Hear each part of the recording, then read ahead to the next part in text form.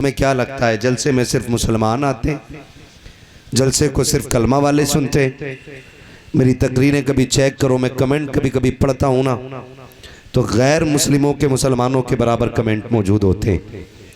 तो लगता है कि सिर्फ हम ही नहीं सुनते और भी सुना करते हैं। तो आप जब हुजूर की महफिल में बैठा करें तो ये ना सोचा करें कि खाली मौलवी देख रहा है, बल्कि पूरा हिंदुस्तान आपको देखता है। और जब नकीब हो या खतीब हो या शायर हो, आपको कौन ही मार मार के कहता कि सुभान अल्लाह, तो दुनिया समझ जाती है ये कौम इतनी मुर्दा हो चुकी है कि इसे रब का नाम लेने की भी तौफीक नहीं होती है। नौजवानों, दिलों में ऐसी बेदारी पैदा करो कि जब बात रब रसूल की आया करे ना, तो फिर सर धड़ की बाजियां लगा दिया करो, ताकि दुनिया को ये पता चल जाए कि ये अपनी जान से ज्यादा मदीने वाले चांद से प्यार किया करते हैं। ये एक बेदारी बाकी रहनी चाहिए। ये नहीं कि सिर्फ मेरी तकरीर में ये रहे, जब भी कहीं भी हुजूर की महफिल सजी हो, इसी इश्क के साथ अल्लाह की तस्बीह बयान होनी चाहिए। करेंगे ना इंशाअल्लाह।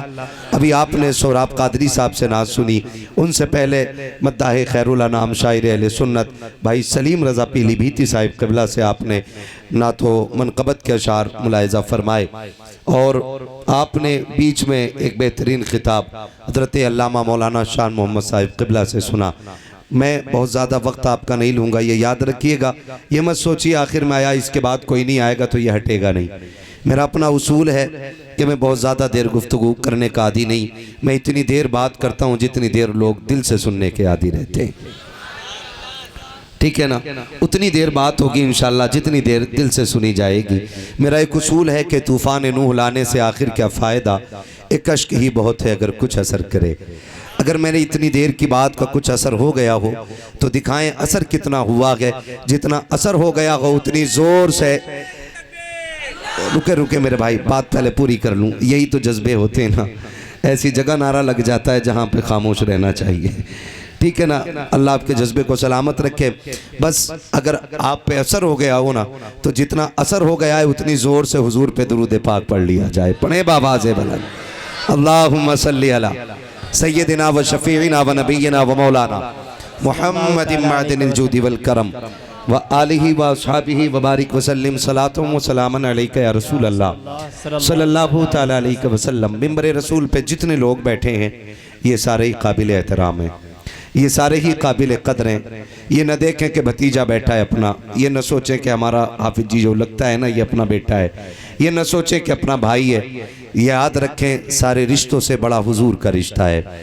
ये भतीजे थे, भाई थे, लेकिन जब से कुरान सीने में आ गया है हुजूर के दीन के वारिस हो गए हैं।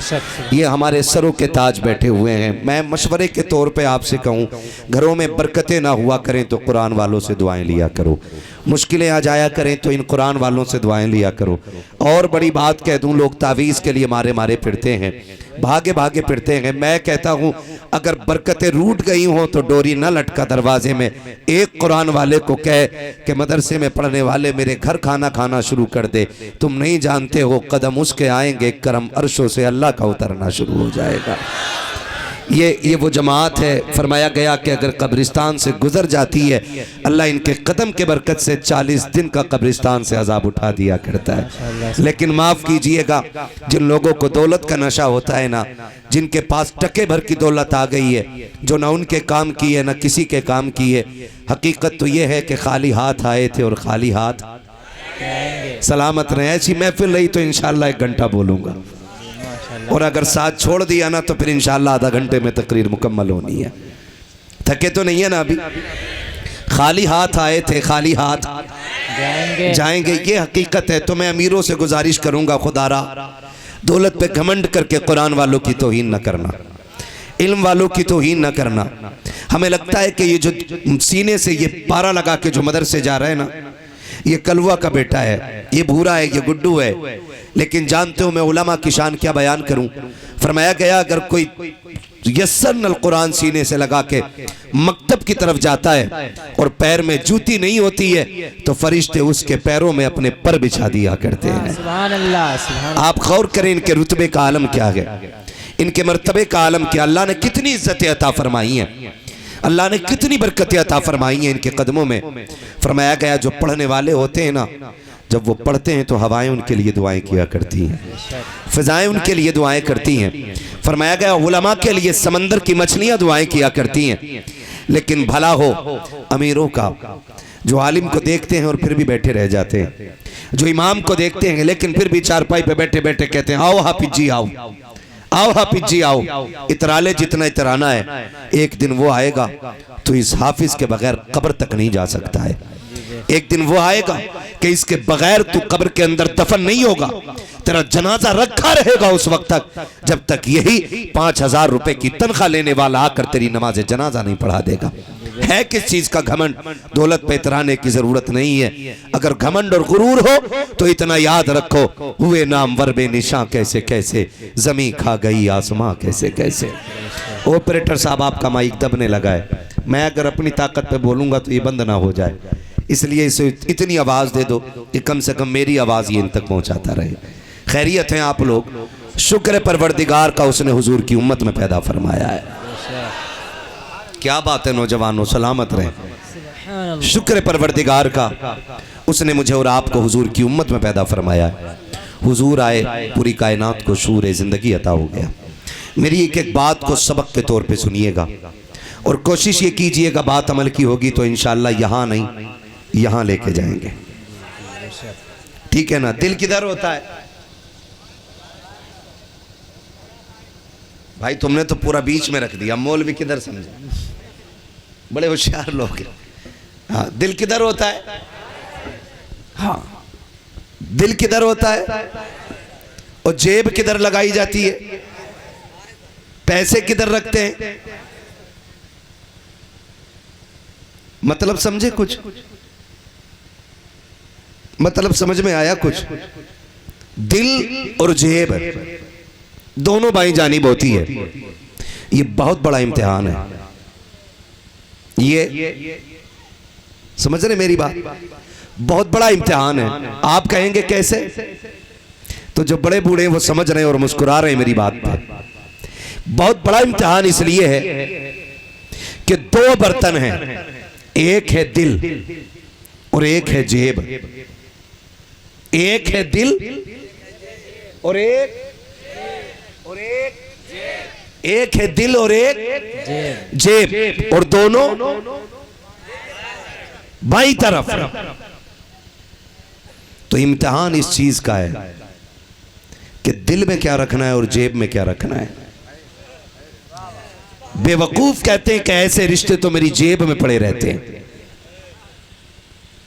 अक्लमंद कहते हैं कि ऐसे रिश्ते हमारे दिल में रखे रहते हैं। सुभान अल्लाह, अल्लाहु अकबर, या रसूल अल्लाह, या रसूल अल्लाह। बेवकूफ कहते हैं कि रिश्ते जेब में रख के टहलता हूं, तेरे जैसे मेरी जेब में रहते हैं। और अक्लमंद कहते हैं नहीं, जेब में सिर्फ पैसा रहता है, रिश्ते दिल में रहते हैं। आपसे भी गुजारिश है, पैसा जेब में रखना, रिश्ते दिल में रखना। अगर इसका उल्टा किया तो बर्बादी से कोई नहीं बचा पाएगा। वो लोग जो दौलत दिल में रखते हैं वो रिश्तों से महरूम हो जाते हैं, और वो जो रिश्ते दिल में रखते हैं वो दौलत के बगैर भी अमीर रहा करते हैं। दौलत के बगैर भी अमीर रहा करते हैं।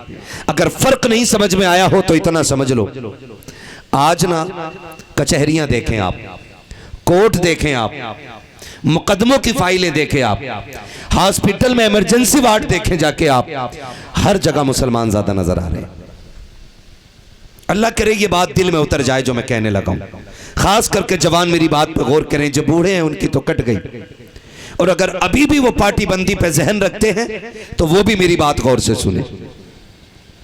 कोर्ट के अंदर मुकदमे मुसलमानों के ज्यादा हैं, जेल के अंदर भी मुसलमान ज्यादा हैं, इमरजेंसी वार्ड के अंदर भी कटे फटे मुसलमान ज्यादा आते हैं, थाने के अंदर भी मुकदमे लिखाने के लिए ज्यादा मुसलमान आते हैं, मुकदमे भी ज्यादा मुसलमानों पे चल रहे हैं। मैं पूछना चाहता हूं ये मुकदमे करने वाले कौन है? कोई गैर है? पड़ोसी मुल्क से आया? नहीं ना, किसी को सगे भाई ने मुकदमे में फंसा रखा है, किसी को चचा ने फंसा रखा है, किसी को भतीजे ने फंसा रखा है, खानदान ने खानदान पे मुकदमे कर रखे हैं। क्यों? सिर्फ पैसे के चक्कर में। जमीन के चक्कर में दौलत ने इतना अंधा कर दिया बंदे को कि आज खून को खून की पहचान नहीं रह गई है, आज अपने को अपने की पहचान नहीं रह गई है। आज टके भर की दौलत के लिए सके भाई की कनपट्टी पे तमंचा रख के कहता साइन कर।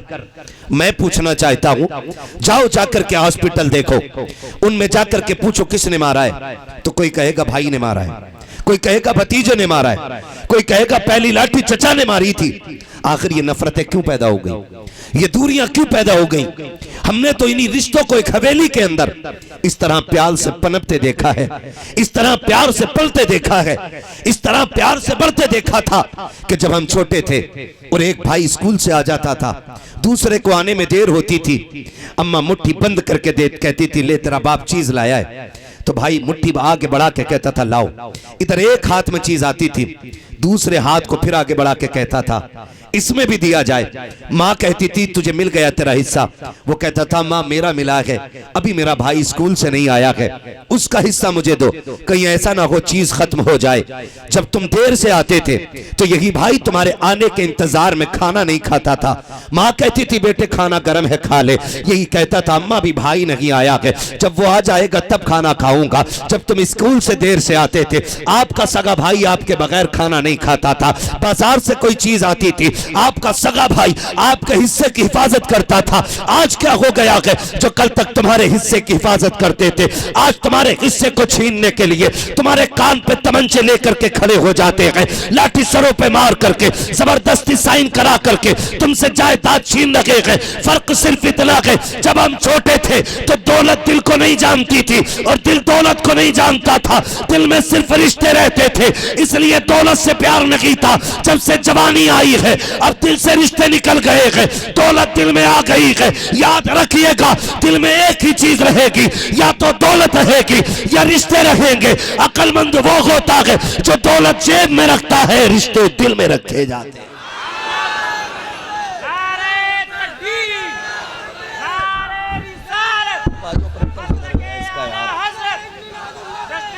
आवाज दो यार इसको।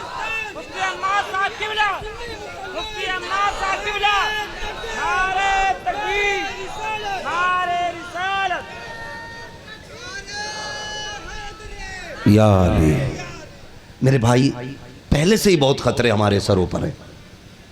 सारे दुश्मन इस्लाम के इकट्ठे हो गए हैं सिर्फ हमारी टोपियां उतरवाने के लिए, हमारी दाढ़ियां मुंडवाने के लिए, हमसे कलमे का हक छीनने के लिए, और अभी भी हम 2-2 इंच जमीन के लिए मर रहे हैं। ना करो झगड़े यार, मत करो अपनों का खून, मत सताओ अपनों को, ना जाओ मुकदमे लेकर के कोर्ट में, मत घसीटो सके भाई को ले जाकर के थाने के अंदर। मुझे बताओ तो सही, एक भाई दूसरे भाई के खिलाफ मुकदमा करता है और पुलिस आकर के मां बहन की गाली बोलती है, जिसे गाली मिल रही है क्या वो तेरी मां नहीं लगती?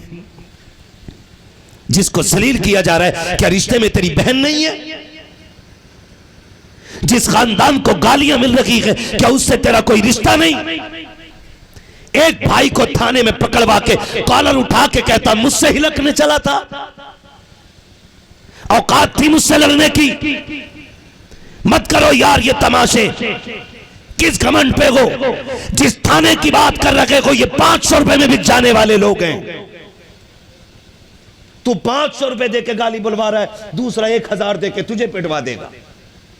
नेता का है किस चीज की दादागिरी है? खुदारा इस उम्मत को मेरे नबी ने बड़ी मेहनत से बनाया है, और आज दौलत के लालच में आके एक दूसरे के दुश्मन हो गए। अब वक्त झगड़ों का नहीं है।